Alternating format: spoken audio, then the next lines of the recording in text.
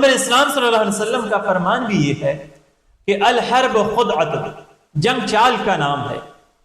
آپ کس طرح اپنے مخالف فریق کو، اپنے حریف کو پریشر میں لا سکتے ہیں،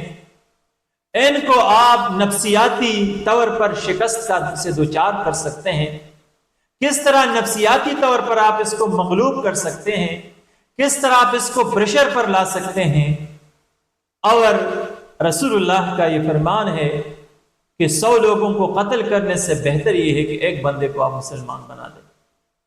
اور رسول اللہ صلی اللہ علیہ وسلم کی پوری تاریخ اگر آپ دیکھیں، پوری سیرت،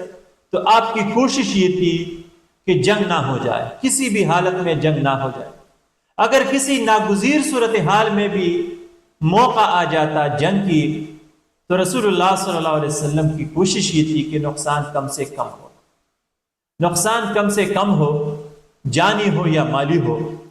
اور ہمیشہ یہ فرماتے تھے صحابہ کو کہ آپ کبھی یہ دعا نہ کریں کہ خدا ہمارے سامنے ہمارے دشمن سے کرے،